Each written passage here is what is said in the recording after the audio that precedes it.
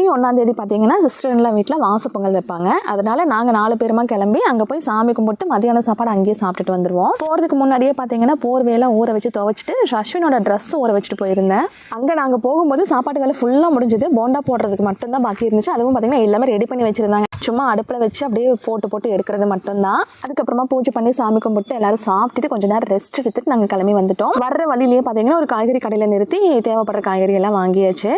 இந்த main road பார்த்தீங்கன்னா பழனிக்கு டேரெக்டாக போகிற ரோடுங்காட்டி ஆறுகளிலேயே வந்துட்டு இந்த பாத யாத்திரை போகிறவங்களாம் நடக்க ஆரம்பிச்சிருவாங்க. அதுவும் இல்லாமல் இந்த தை 1ஆம் தேதி 2ஆம் தேதி எல்லாம் பார்த்தீங்கன்னா அந்த வழியில் வரவே முடியாது. அதுவும் பழனி போகிற வழியில் பார்த்தீங்கன்னா நம்மளால் வரவே முடியாது. அந்த அளவுக்கு கூட்டமாக தான் இருக்கும். வர்ற வழியில் பார்த்தீங்கன்னா நிறைய பேர் வந்துட்டு அந்த அன்னதானம் போடுறது, தண்ணி கொடுக்கறது, மோர் கொடுக்கறதுன்னு சொல்லிட்டு அதுவும் போட்டு வச்சிருப்பாங்க. அவங்க நடந்து போகிறத பார்க்கும்போது நமக்குமே பாத யாத்திரை போகலான்ற மாதிரி ஆசையாக தான் இருக்கும். ஆனால் இந்த பாத யாத்திரை போகிறவங்க வாட்டர் பாட்டில் பாலித்தீன் கவர்லாம் ரோட்லேயே அங்கங்கே வீசிட்டு ரோடு ஃபுல்லாகவே குப்பையாக்கிடுறாங்க. அவங்களுக்குமே வேறு வழி இல்லை. வீடு வந்ததுக்கு அப்புறமா பார்த்தீங்கன்னா டீ வச்சு குடிச்சிட்டு கொஞ்சம் நேரம் ரெஸ்ட் எடுத்துட்டு பக்கத்தில் பார்த்தீங்கன்னா மோட்டர் ஓடிட்டு தான் இருந்துச்சு.